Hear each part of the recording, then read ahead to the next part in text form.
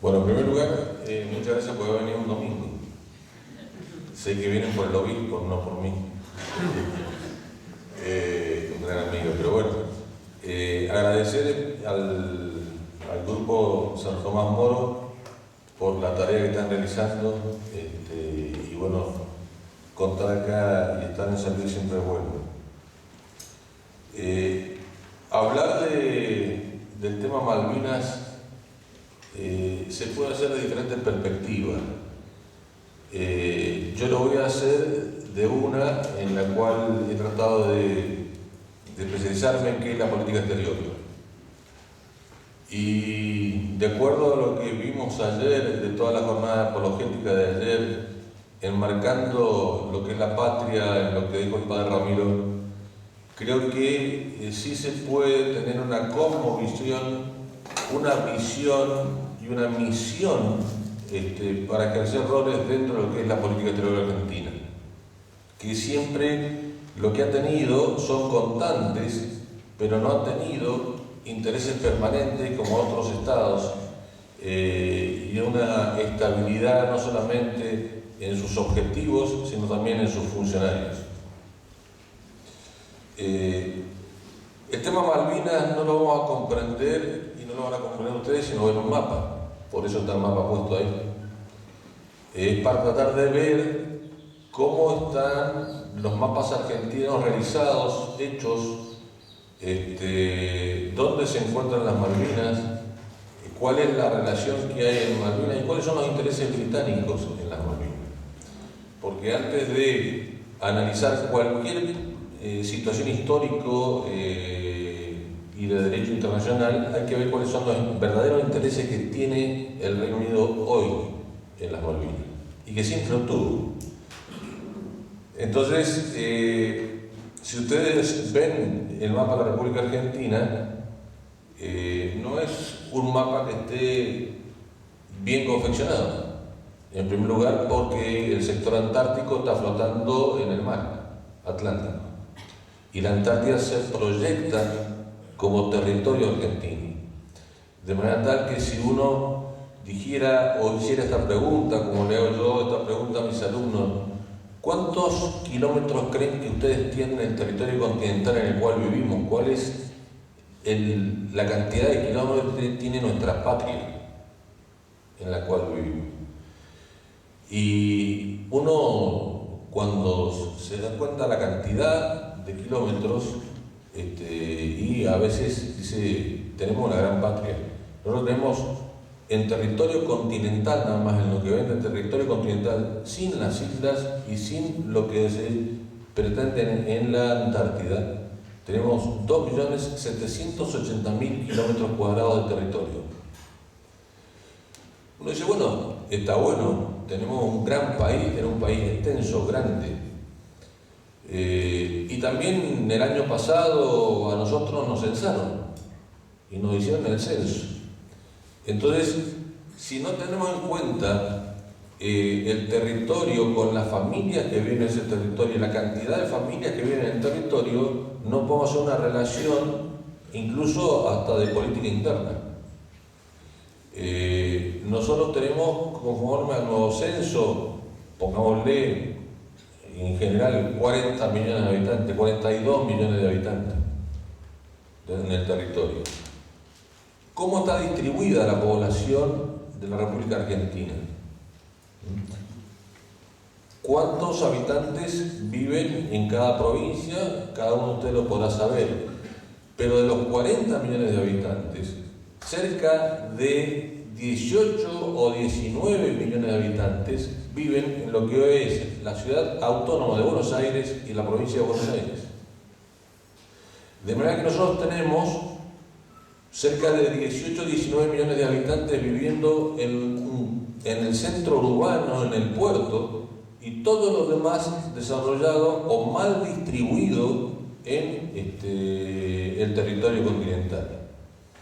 Y cuando uno define a un Estado, Aristóteles lo hacía y también Santo Tomás lo hacía a través de utilizar el sistema que tenía de las causas, ¿no es cierto? Entonces decía, bueno, para poder conceptualizar un Estado, vamos primero a la causa material del Estado, a la causa formal del Estado, a la causa eficiente del Estado y a la causa final del Estado. Entonces, la causa material del Estado hace la pregunta de quién hizo el Estado, es decir, por qué está hecho el Estado. Y es la relación que decía el padre Ramiro ayer, que son las familias y el territorio. Y esa relación entre la familia y el territorio es una relación en el derecho internacional jurídica perfecta y permanente. De manera tal que cuando nosotros nos vamos a cualquier otro lado, a Chile, no sé, a Uruguay, a cualquier otro lado, nosotros ponemos en el país de residencia argentina, nacionalidad argentino. Pero aparte, se preguntaba también Santo Tomás y Aristóteles decía, ¿cuál es la diferencia de una cosa con la otra? Entonces vamos a la causa formal, que nos da la diferencia entre una cosa y la otra, entre un Estado y otro. ¿Cuál es la diferencia entre el Estado argentino y el Estado chileno?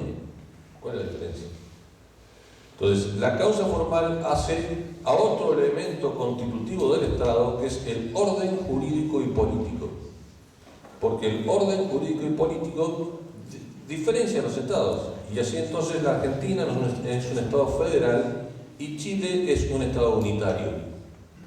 Y si nosotros analizamos América Latina, podemos decir que de todos los países de América Latina, los únicos dos países federales son Argentina y la República Federativa de Brasil.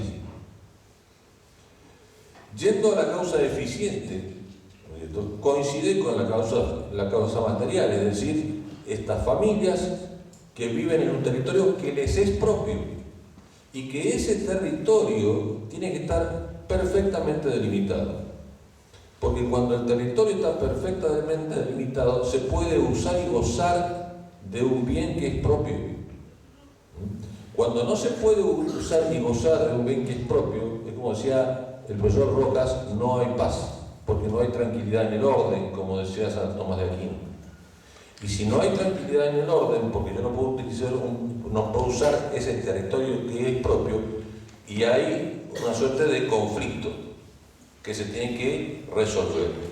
Y lo que nosotros tenemos con el Reino Unido es un conflicto porque no hay tranquilidad en el orden. Y por lo tanto no hay paz. Lo cual requiere visualizar qué es lo que vamos a hacer para que podamos volver a obtener y usar y gozar del territorio argentino.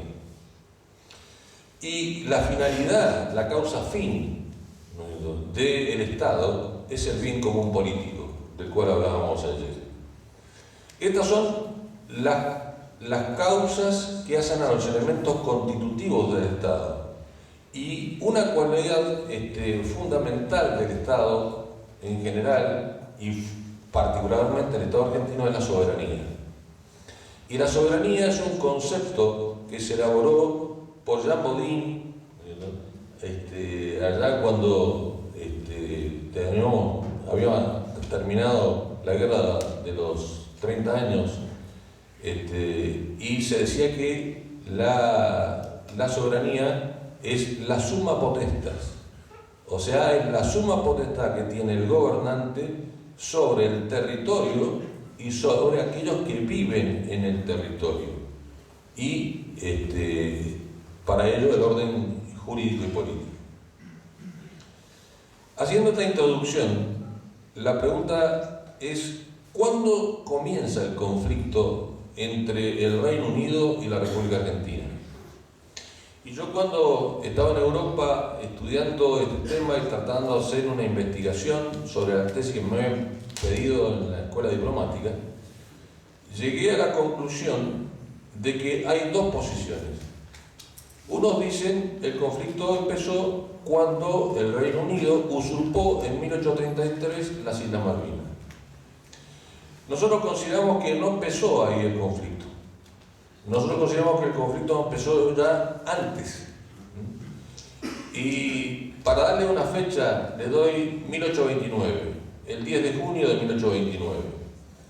Porque el 10 de junio de 1829, el gobernador de Buenos Aires, encargado de las relaciones exteriores de la Confederación, delegado, Martín Rodríguez, emite 2 decretos.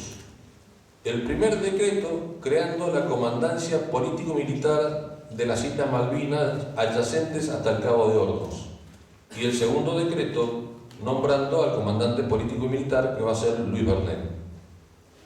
Es a partir de ahí cuando el Reino Unido comienza jurídicamente, desde el punto de vista del derecho internacional público o del derecho internacional, a hacer observaciones a el decreto que había tomado la autoridad política argentina.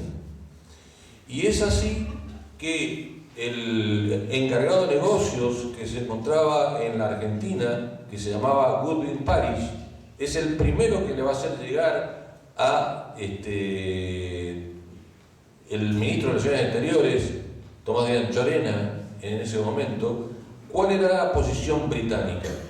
Y la posición británica era: señores, ustedes no tienen autoridad jurídica para plantear un decreto en ese territorio, porque en ese territorio no sabemos, primero, de quién es, ¿no es cierto? Puede ser un territorio res nullius, o si fuera de alguien, hay para nosotros indios, y esos indios no tienen orden jurídico y no dependen de la República Argentina. Por lo tanto, no tiene autoridad ni competencia para dictar los decretos.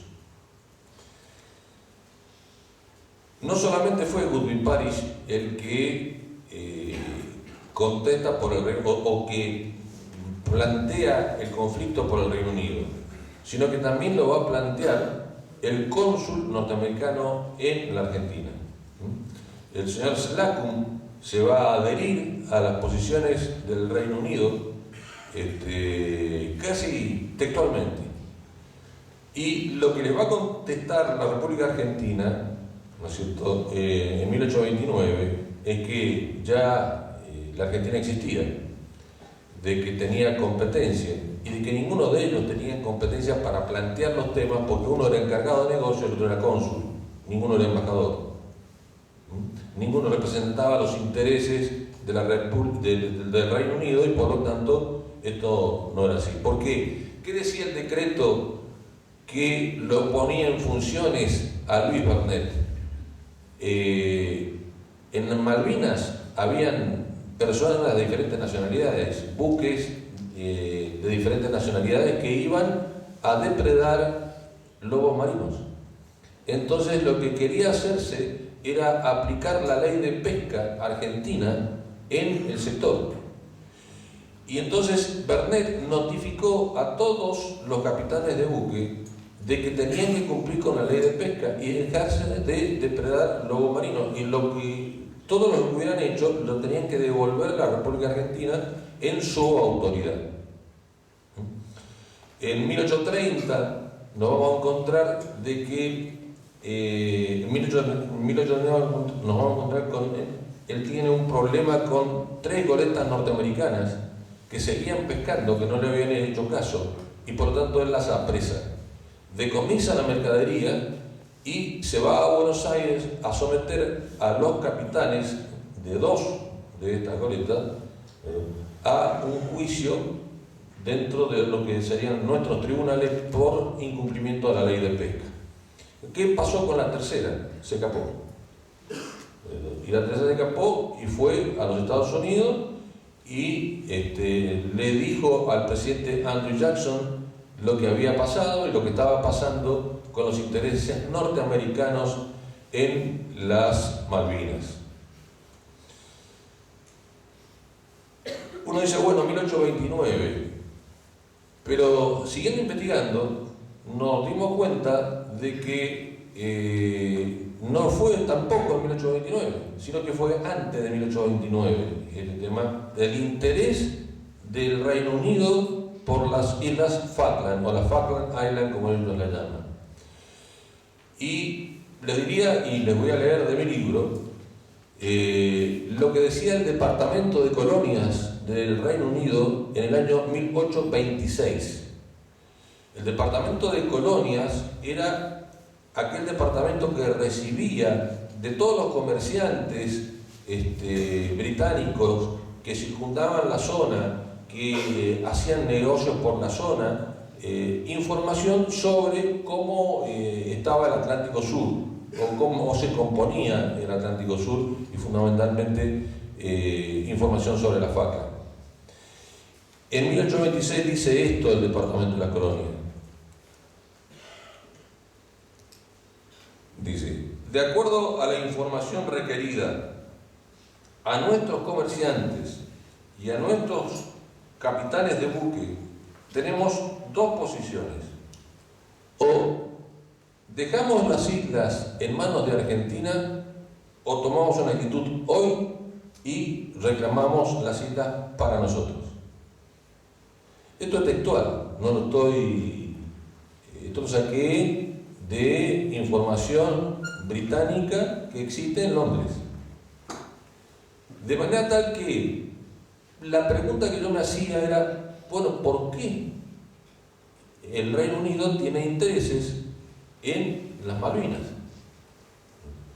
Y mirando el mapa mundi, yo decía, bueno, pero también lo tiene en Gibraltar, pero en Gibraltar lo que pasó no es que hubo una ocupación, usurpación por parte del Reino Unido, sino que hubo un tratado por el cual, ¿no es cierto?, se le cedió al Reino Unido Gibraltar. Entonces ya no es lo mismo que Malvinas. ¿Sí? Muchos periodistas han confundido el tema de Gibraltar con Malvinas, el colonialismo en Gibraltar con Malvinas, y son dos cosas diferentes. Porque después del Tratado de Utrecht, el tema de Gibraltar se cedió por tratado. Porque lo que consiguió el Reino Unido cuando los Borbones le pidieron hacer un acuerdo y se peleaban con los Habsburgos por el tema de la corona de España, pues los ingleses dijeron, bueno, perfecto. Pues, primero no queremos dos coronas en una cabeza. Le decían al rey Sol que decía l'État c'est moi, Luis XIV. Vamos a apoyar, apoyaron, ganaron los Borbones, hasta hoy, ¿no? La dinastía borbónica es la que prácticamente reina en España, y la consecuencia fue el Tratado de Utrecht, y la consecuencia del Tratado de Utrecht fue de que el rey de España le diera las rutas comerciales a las colonias, ¿no es cierto?, y aparte de las rutas comerciales, Gibraltar.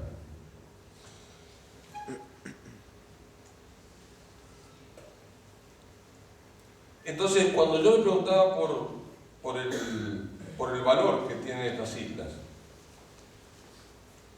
llegué a la conclusión de que había dos temas que tenía que tratar.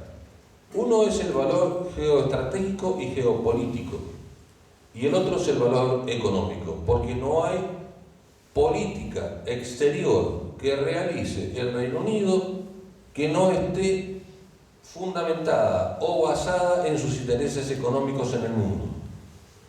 Y no hay enclave colonial que ha realizado el Reino Unido, ya sea en Tasmania, en cualquier lado del mundo, si no tiene previamente analizado cuáles son los beneficios económicos y cómo le va a hacer de renta esos beneficios económicos al Reino Unido.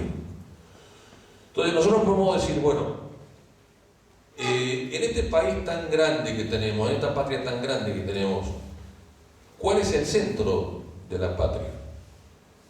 Entonces uno dice, bueno, pregunta cuando doy clase cuál es el centro de la patria, y uno dice, bueno, mire, está en Córdoba, o está en la Pampa Húmeda, o el sur de Buenos Aires, o Santa Fe.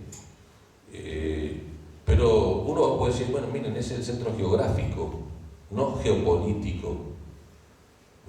Porque si nosotros proyectamos el país como hacían nuestros mapas el ejército, como lo hacían y como espero que lo sigan haciendo, indudablemente el centro geopolítico de la República Argentina está en el Atlántico Sur. Y el Atlántico Sur comprende no solamente el tema Malvinas, sino el tema Beagle, que es otro tema para conversar, el tema de las islas adyacentes a las Malvinas, y fundamentalmente el paso entre el Océano Atlántico y Pacífico. Es decir, que cuando los ingleses piensan y visualizan la cartografía, desde el punto de vista geopolítico, dicen, si el enclave lo tengo en las Falkland, esto me va a permitir lo siguiente: en primer lugar, una proyección antártica de un país que es europeo, que no tiene nada que ver con la Antártida. Y la diferencia entre el polo norte y el polo sur es que en el polo norte hay agua, ¿no es cierto? Y en el agua están los hielos que andan dando vuelta. En cambio, en el polo sur, o sea, en la Antártida, hay tierra y sobre esa tierra hay hielo. Por eso nosotros, a través de las coordenadas, la teoría del sector, podemos decir, en la tierra de San Martín, nosotros lo reclamamos como soberana, como Chile reclama la tierra de O'Higgins y como los ingleses reclaman la tierra de Graham. La diferencia es de que los ingleses, al reclamar la tierra de Graham, lo hacen tanto en el sector argentino como en el sector chileno. Abarcan el sector argentino y el sector chileno. Pero la única forma que se pueden, de donde pueden decir, tengo proyección antártica, es de teniendo la Malvina o teniendo la isla adyacente a la Malvina. Ese es un tema. Y el otro tema geopolítico es el control del paso del Océano Índico al Pacífico y del Océano Índico al Atlántico y del Atlántico al Pacífico. Porque si uno dice, bueno, ¿por dónde pasan, o normalmente pasan los barcos del Océano Atlántico al Pacífico? No está en el mapa, porque son Argentina. Entonces, si subimos hacia arriba, hacia el norte, nos vamos a encontrar con un canal, que es el Canal de Panamá. Pero ¿qué pasa hoy con el Canal de Panamá? El Canal de Panamá hoy tiene un sistema de esclusas que no permite que todos los barcos de grandes dimensiones puedan cruzar del Atlántico al Pacífico. O supongamos que se cerró el Canal de Panamá porque las esclusas no sirven. ¿Por dónde se pasa del Atlántico al Pacífico? Tenemos un canal, el canal Beagle. No podemos pasar por el canal Beagle porque tenemos un tratado firmado en 1984 de paz y amistad con Chile, en donde hemos cedido grandes cosas. Entonces tenemos el estrecho de Drake, más abajo, donde se puede pasar, pero el estrecho de Drake es difícil, pero hay que controlarlo. La otra puede ser el estrecho de Magallanes. Y si vamos al estrecho de Magallanes, en la boca oriental, si ustedes lo ven ahí, están las Islas Malvinas. En la boca oriental. Ahora, ¿de quién es el estrecho de Magallanes hoy?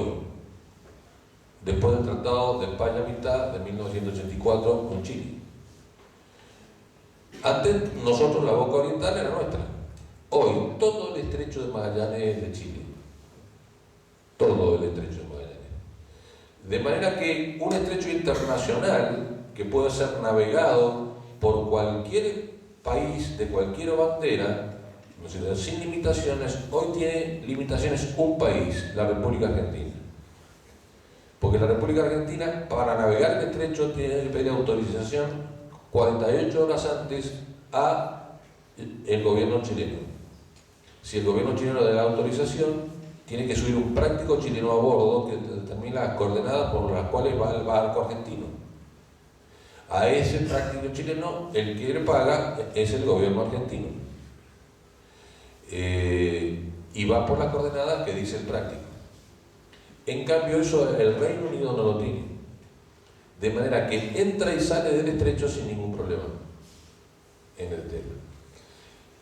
Y este valor de ubicación geopolítica también hace fundamentalmente el control de aquellos barcos que vienen de lo que es Medio Oriente, ¿no?, a través del Océano Índico. Si tuviéramos un mapa de todo el mundo, nosotros tenemos la Argentina y enfrente tenemos al continente africano. Al sur tenemos Sudáfrica y tenemos un meridiano, que es el meridiano del Cabo Verde, que es el que divide el Océano Índico del Océano Atlántico. ¿Y por qué les interesa a los ingleses controlar los barcos que vienen del Medio Oriente? Porque ustedes han escuchado el tema de que hubieron muchas guerras en este siglo. Y la guerra más importante que ha habido en este siglo, que han sido económicas, son, por ejemplo, la guerra del Golfo Pérsico. Por el Golfo Pérsico se peleó Irak con Kuwait. Y Estados Unidos y el Reino Unido, ¿no?, apoyó a Kuwait. Cuando en otras guerras, Irak, ¿no?, defendió los intereses de los Estados Unidos. Ahora bien, ¿por qué es esta pelea entre Irak y Kuwait que lleva a la guerra del Golfo Pérsico? ¿Y qué tiene que ver esto con las Malvinas? Tiene que ver porque Irak no tiene salida al mar y es exportador y es productor de petróleo.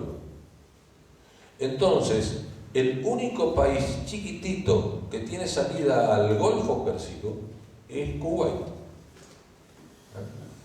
Entonces, ¿qué decía el presidente de Irak? Kuwait es una provincia mía.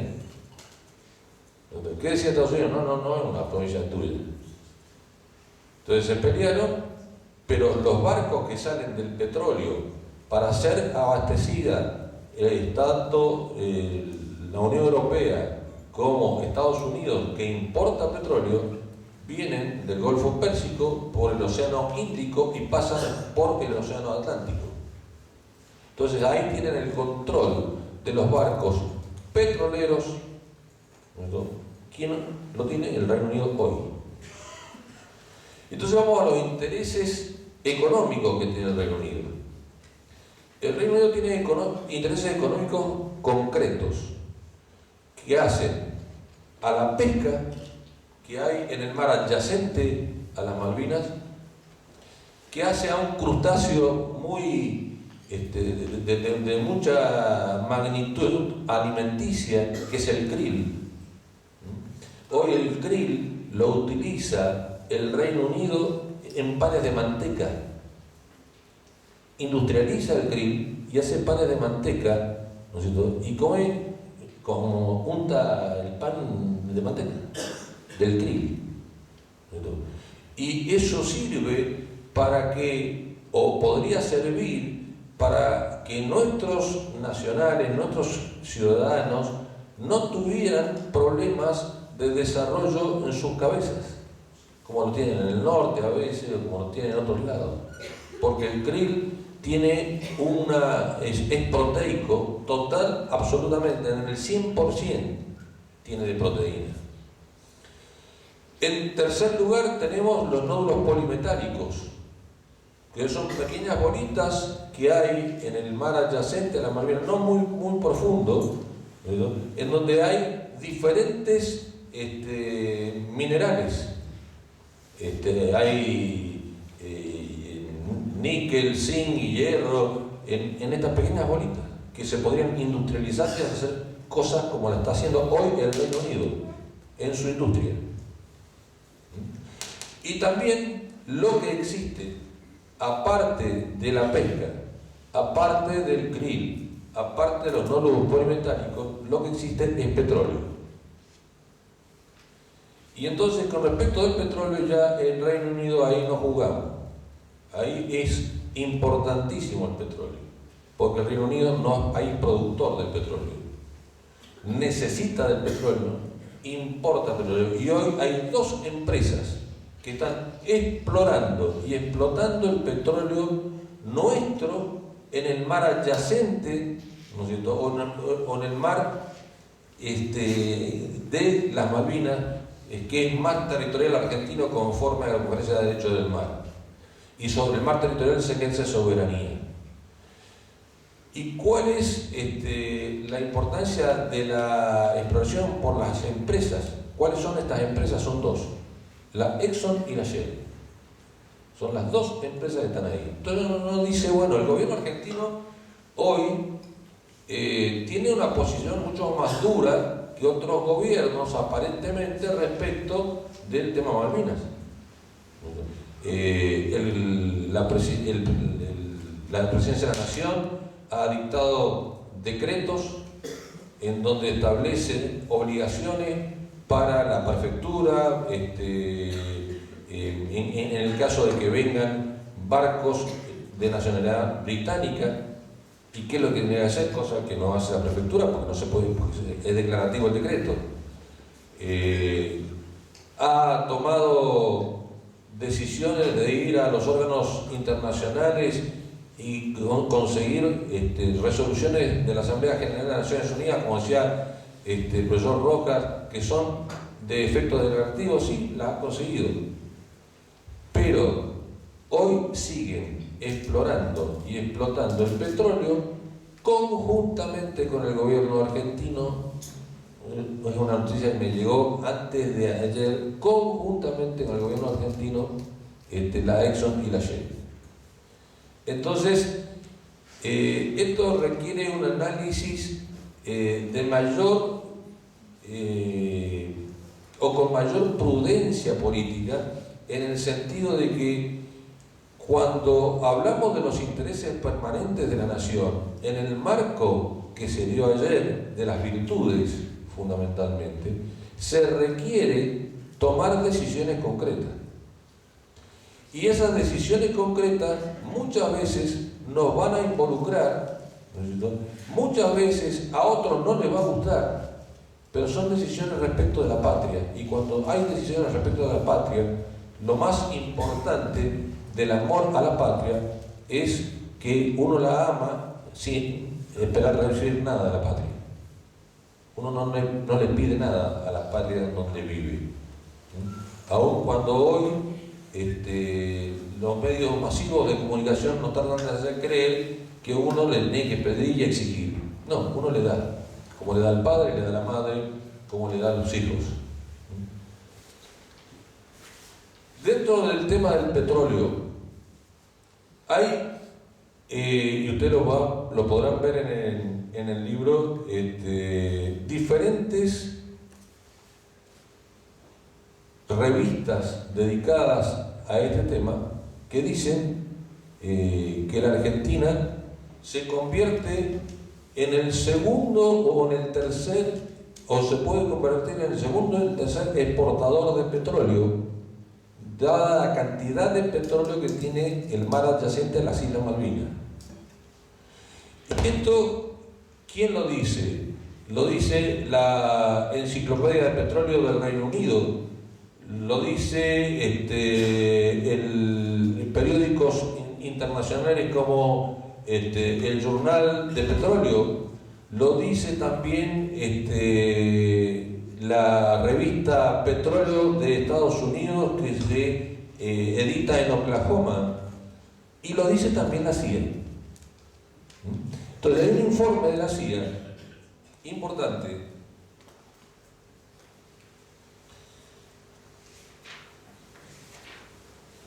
que dice más o menos algunas cosas así. Y este informe de la CIA, que empezó siendo en 1979 y que se reitera el año pasado, dice algunas cosas así. Argentina es una de las tres regiones del mundo que más promete en el campo de la exploración petrolera. Ante el Comité de Energía del Senado de los Estados Unidos, el director de la CIA presentó un cuadro muy optimista respecto del futuro que tiene Argentina en el marco mundial en el petróleo. dijo que la producción está llegando a su fin en Estados Unidos y dijo que era necesaria tener presente la producción argentina. El jefe de la CIA expresó su opinión de que, a lo sumo, la producción del país o los países del Golfo Pérsico continuarán a nivel actual, mientras que la producción que puede surgir de la República Argentina la colocaría en el segundo o en el tercer país productor de petróleo. Señaló que el esperado declive de la producción de petróleo es el resultado de un rápido agotamiento de los yacimientos que existen hoy en el mundo. Y añadió que es importante desde el punto de vista económico y político internacional tener presente y tener presencia respecto de lo que es el petróleo en las Islas Malvinas. Existen buenas razones para creer que las zonas productoras más prolíferas ya han sido localizadas y ya están siendo exploradas y explotadas por empresas británicas. Por lo tanto, durante los últimos meses, el Petróleo Internacional, la revista Petróleo Internacional ha publicado varias informaciones en las que pone de relieve el potencial petrolero del mar argentino en las Islas Malvinas. Esos son los intereses británicos y esos son los intereses norteamericanos en las Malvinas. Pero vamos completamente británicos, porque hoy están los británicos. No hay otro interés, no existe otro interés de decir nosotros, esto es nuestro porque alegamos el principio de autodeterminación de los pueblos porque la gente está ahí es británica. No son ingleses. ¿No? Es decir, por lo tanto, el sistema de nacionalidad que tenía el Reino Unido antes del 2 de abril era una cosa y el sistema de nacionalidad que tiene el Reino Unido hoy es otro. Porque antes del 2 de abril, el Reino Unido tenía un sistema de nacionalidad por el cual a los Kelper se los llamaba Kelper. Es decir, se los consideraba ciudadanos de segunda. No tenían ni derecho de voto, no podían votar al primer ministro. Y en cuanto a ir al territorio británico o a Inglaterra, tenían un vuelo anual. Un vuelo anual. Después de la guerra, después de que se ganó, entre comillas, la guerra por el Reino Unido, porque todavía no se ha ganado, cambia el sistema de nacionalidad. Y por lo tanto, ya no se nos entra a llamar Kelper por parte del Reino Unido. Lo seguimos llamando nosotros Kelper. Ellos hablan de los habitantes de las islas y entran a hablar del Consejo de los Habitantes de las Islas. Y por lo tanto le exigen a la República Argentina tener en cuenta los deseos que tienen los isleños.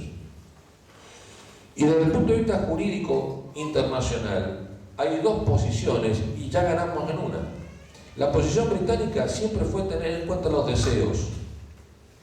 La posición argentina siempre fue tener en cuenta los intereses. ¿Y en qué ganamos? Ganamos en dos resoluciones de Naciones Unidas. Una es la 1514 y la otra es la 2065. La 1514 crea el Comité de Descolonización de las Naciones Unidas. Es decir, todos aquellos países que tenían colonias tenían que denunciar sus colonias para que esos países pasaran a ser países independientes. ¿Qué hizo el Reino Unido? Denunció en la colonia a la Falkland Islands. Entonces, nuestra política exterior, que en ese momento tuvo éxito, logró a través de su accionar decir, miren, esto no es una colonia, esto es una parte del territorio argentino, una parte de la plataforma continental argentina y por lo tanto es de la República Argentina. Y en esa resolución se habla de que existen dos principios en el derecho internacional. El principio de la autodeterminación de los pueblos y el principio de la integridad territorial del Estado. Y cuando existe colisión entre estos dos principios, el que tiene mayor jerarquía es de la integridad territorial, que desplaza al de la autodeterminación. Por lo tanto, en la resolución 1514 se habla del principio de la integridad territorial del Estado, no de la autodeterminación. Y también se logró otra cosa, que es que antes los mapas venían en inglés. Y por lo tanto, cuando uno veía las Malvinas, no decía Malvinas nuestros mapas. Pero los mapas, la cartografía internacional decía Falkland Island, porque no se manifestaba la existencia de un conflicto sobre la soberanía. Cuando se negocia la resolución 1514, en la resolución 1514 se expresa que debe establecerse en la cartografía Falkland Island y Malvinas Argentinas, porque hay un problema de soberanía, un conflicto de soberanía entre dos estados.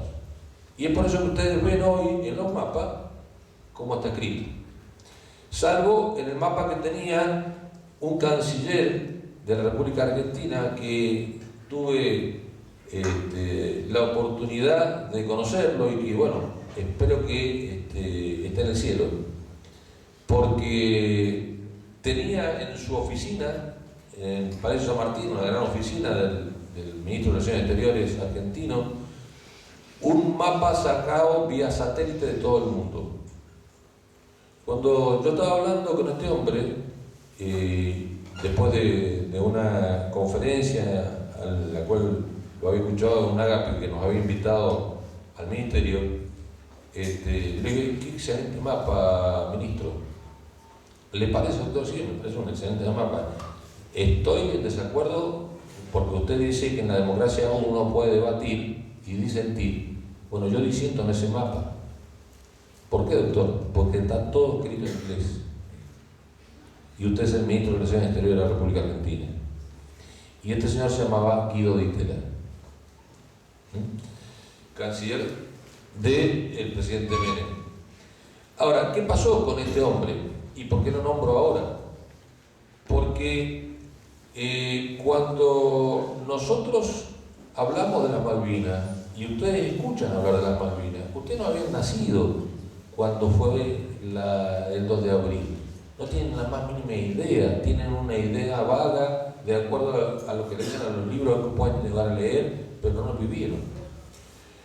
Después del 2 de abril, después de la guerra, se reúne en la Cámara de los Comunes en 1983, principios de 1983, la Comisión de Relaciones Exteriores, presidida por Sir Anthony Kershaw, a los efectos de reunir a todos los profesores de Derecho Internacional Público, de Historia, de Relaciones Internacionales, de Política Exterior, de las universidades más prestigiosas del Reino Unido, para determinar cuáles eran los títulos jurídicos más importantes que hacían a las pretensiones de Argentina o el Reino Unido. Ese señor británico tenía un asesor argentino que era su asesor en la Cámara de los Comunes y vivía en Londres. Por lo tanto, no lo iba a asesorar en contra del Reino Unido. Ese asesor era Guido Di Tella, que luego fue canciller de la República Argentina. Por lo tanto, tenemos también que saber cómo vamos a desempeñarnos nosotros en la patria, qué vamos a hacer, cómo vamos a realizar los roles en función de la misión y de la visión. ¿Y cuál fue la conclusión de Sir Anthony Kershaw? Que yo la transcribo en el libro, porque transcribo también lo que dicen los profesores universitarios en el libro. Todos los profesores de las mejores universidades dicen: Argentina tiene los mejores títulos jurídicos que el Reino Unido. El Reino Unido solamente puede alegar dos cosas, ¿no es cierto? que dentro del marco de lo que dice el profesor Dees de la Universidad de Kingston es los hechos. Y los hechos son dos: la usurpación británica en 1833 y el haber ganado la guerra en 1982. Hay un solo profesor, que es Sir Lauterpacht, que determina que él no está de acuerdo en esto y que él considera que como han pasado 150 años, hay un título jurídico que se puede alegar, que es la prescripción adquisitiva, es decir, adquirir un territorio por el transcurso del tiempo. También se le ha contestado a este hombre, se le contestó en un momento de la República Argentina, echó a los ingleses de la Malvinas, y tuvimos 60 años en la Malvinas hasta que vino 1833 y vinieron los ingleses. Por lo tanto, la figura de prescripción no existe en el derecho internacional público, sí existe en el derecho civil interno de cada Estado, y aparte no existe para enarbolarla como bandera, dicen algunos, porque el Reino Unido no tiene el derecho romanista, sino que tiene el common law, y por lo tanto en el common law no hay código civil escrito que diga que la prescripción tal cosa, y menos en el derecho internacional. La conclusión a la cual llegan todos estos profesores es esta: si vamos a nuestros títulos jurídicos, y podemos hablar mucho tiempo de esto, pero si sabemos que el primer descubridor no fueron los ingleses, fueron los españoles, a través de la expedición de Magallanes en 1520. Esteban Gómez, que era un desertor de la expedición de Magallanes, habitó las islas. ¿Y cómo sabemos que la habitó? Porque como yo soy abogado, yo trato de dar siempre la prueba documental. ¿Dónde está? Que las habitó. Está en su libro de bitácora, y aparte en Hilario Corvalán, que en 1600 se hizo por parte de España. Y las islas figuran como Isla Sansón porque el barco de Esteban Gómez se llamaba San Antón. En ese momento, se trasladó de esa manera. Tampoco fueron los primeros que ocuparon, porque en el derecho internacional, para adquirir un territorio se tiene que descubrir y ocupar. No se puede descubrir solamente, descubrir y ocupar. Aparte, España tenía las bulas papales de Alejandro VI, y teníamos también el Tratado de Tordesillas, cosas que nos daban derecho. Ahora bien, los primeros ocupantes fueron los franceses, a través del capitán de Bougainville, que formó una fortificación en Malvinas que se llamó Port Louis. No se sabe si se llamó Port Louis porque él se llamaba Louis, o porque su rey también era Luis XIV. Entonces, ¿qué pasó?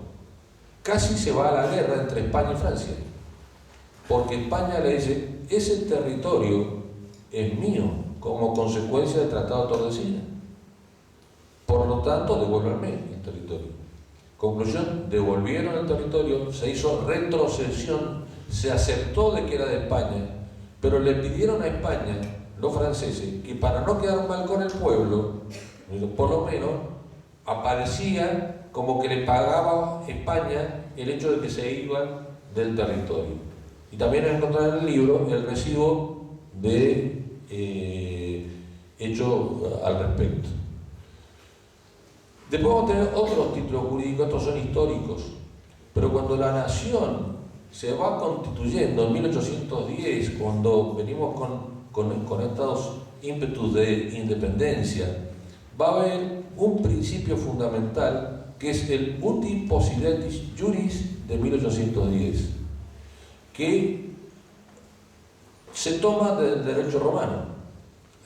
También el padre Ramiro decía que eran muy sabios los romanos en el derecho, eran muy sabios porque el pretor romano era el que definía de quién era un fundo cuando respecto a un fundo había una cuestión de posesión. Y entonces uno decía, no, el fundo es mío, y otro decía, no, es mío. Entonces el pretor romano decía una frase que era, como poseéis, seguiréis poseyendo. Es decir, que si yo había construido, había hecho una pared a la casa y por lo tanto había ocupado pacífica e ininterrumpidamente el lugar, como poseía, seguiría poseyendo. Pero ¿qué pasaba en las Malvinas? Nosotros no teníamos posesión de hecho, sino de derecho por España, porque habíamos heredado de España. Por lo tanto, surge este principio uti positi iuris de 1810 respecto de las Malvinas, receptado por todo el derecho internacional americano y reconocido por todos los países que integraban en ese momento lo que hoy se puede llamar Latinoamérica. Incluso Chile fue el primero que lo reconoció.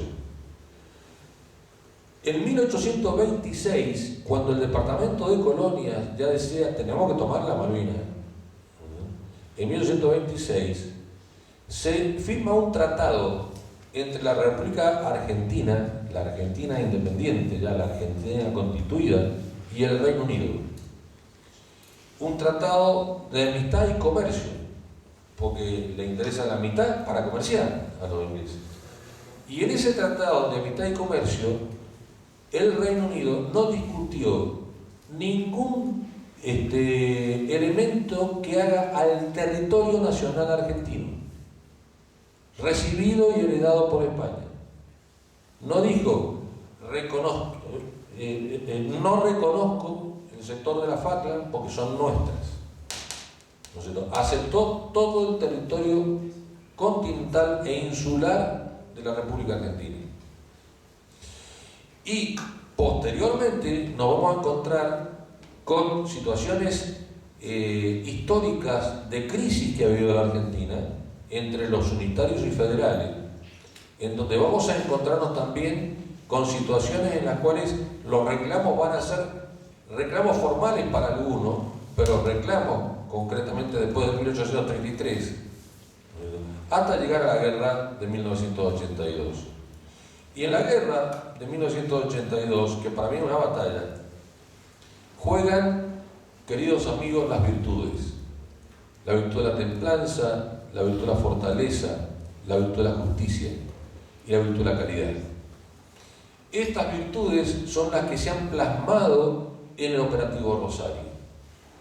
Y el operativo Rosario no es que se dio porque iban a concluirse 150 años de ocupación británica y por lo tanto teníamos que sacarlo a los británicos porque si no venía la prescripción, sino que en el año 1982 esta operación ya estaba planeada, no para abril, no estaba planeada para abril, yo lo puedo decir porque me lo dijeron, estaba planificada para junio y si es posible fines de junio. Se tuvo que adelantar como consecuencia de que había un señor empresario argentino que se llamaba Davidoff, que tenía una empresa con la cual había hecho un contrato con el Reino Unido, ¿no es cierto? Contrato para limpiar, ¿no es cierto?, lugares balleneros que existían en una isla adyacente a Malvinas que se llamaba Grytviken. Nosotros en 1972 habíamos hecho un protocolo con el Reino Unido en el cual para poder los argentinos ir a las Malvinas y los Kelper venir al territorio continental, tenemos que tener una tarjeta que se llamaba la tarjeta blanca. Entonces, los operarios de Davidoff, cada vez que iban a Grytviken, tenían que presentarle a la autoridad británica la tarjeta blanca. ¿Qué pasó? Que en un buen día, ¿no es cierto?, 5 operarios no presentaron la tarjeta blanca, llevaban guardada una bandera argentina, tomaron un palo, colocaron en el palo la bandera argentina y las autoridades de Grytviken le dijeron al gobernador británico de las islas: la Argentina está agrediéndonos en las Malvinas. ¿Qué hace este hombre? Automáticamente pone en conocimiento de Margaret Thatcher la situación. Y así se entran a desencadenar los hechos. Porque el operativo Rosario tenía un objetivo, que era tocar y salir. Es decir, mientras se estaba negociando el tema por nuestro ministro de Relaciones Exteriores, con todos los países de América Latina y también con el Reino Unido, porque la resolución 2065 decía que teníamos que negociar bilateralmente y ya se estaba terminando la cantidad de años de negociación, pero tratamos de seguir. Nosotros hicimos, recuperamos las Malvinas a través de los comandos anfibios que tenían una misión: tocar y salir. No podían tirar un solo tiro, no podía haber una sola baja británica. No podía haber una sola baja de ningún kelper, no se podía entrar a la casa de ningún kelper. Y la única baja que hubo fue Argentina. Fue el capitán Giaquino, que cuando tomó la casa del gobernador, la tomó de una manera determinada. Ahora bien, muchos dicen que, o nos han dicho después, y ustedes lo han vivido con sus amigos, con las lecturas que vienen de algunos periodistas y con las películas que se han hecho, que estamos con los chicos de la guerra, pobres chicos. Venían chicos de Salta, venían chicos del Chaco, no tenían nada que ver con el frío, no tenían comida, no les daban comida. El gobierno argentino no tenía un armamento similar al armamento británico. Y yo les puedo decir que en estas cosas yo no me he justificado cuando he escrito en artículos argentinos, fundamentalmente en artículos británicos, que son los que más nos respetan. Y cuando uno lee, como a algunos amigos les contaba, los 100 días del almirante Woodward, uno dice: ¿por qué los 100 días?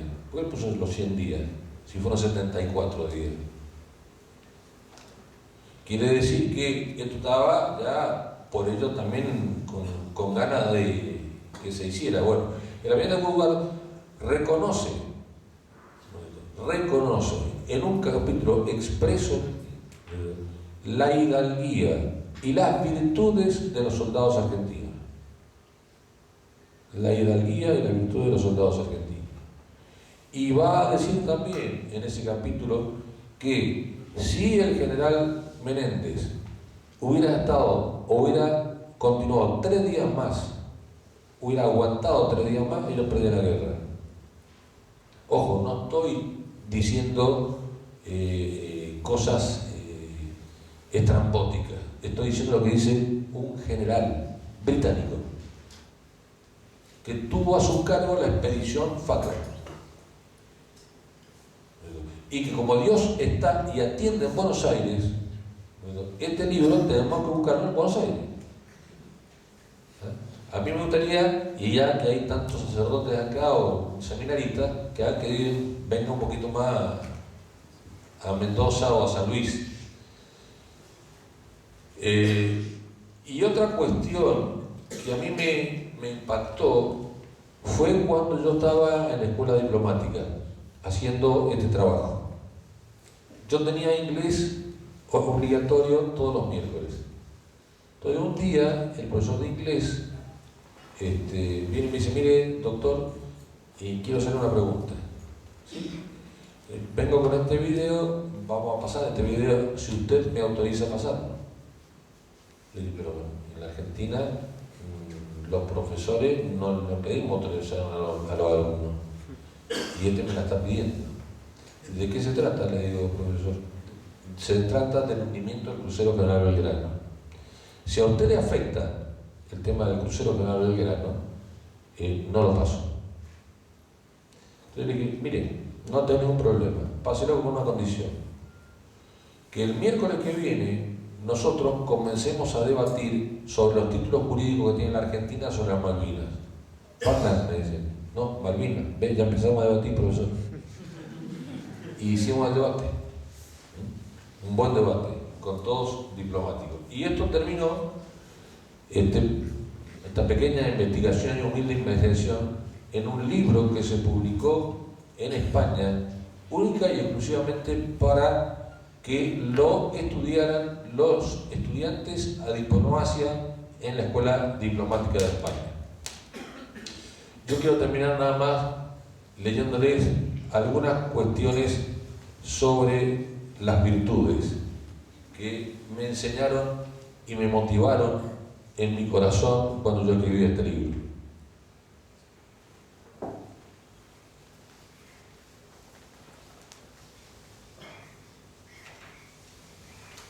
Un segundo.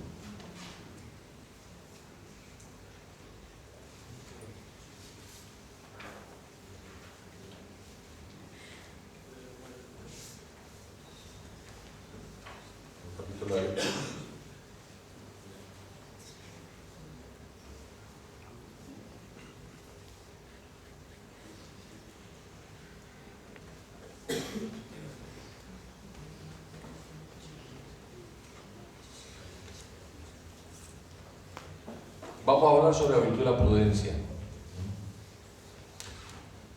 El discípulo le dice al maestro, maestro, ¿qué es la prudencia? El maestro le contesta, es la primera de las virtudes cardinales y la más importante virtud del gobernante.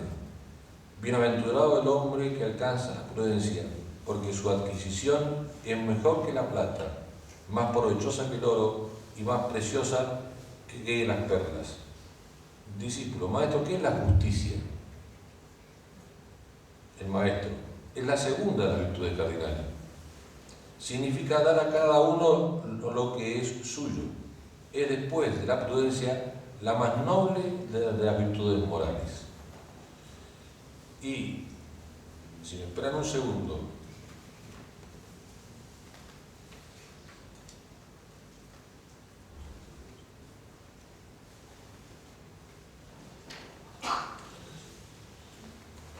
maestro, ¿qué es la templanza? La templanza va junto con la fortaleza. Son otras dos virtudes cardinales. De estas virtudes, lo más importante no es el año que implica cada una de ellas, sino que cuando uno está en la guerra y cae, no se tiene que preocupar por la guerra y el caer, sino tiene que preocuparse cómo levantarse. Este es el acto más noble de la fortaleza y de la templanza, porque implica, en definitiva, amar a la patria hasta dar la vida por ella y, por lo tanto, hacia la caridad. Muchas gracias.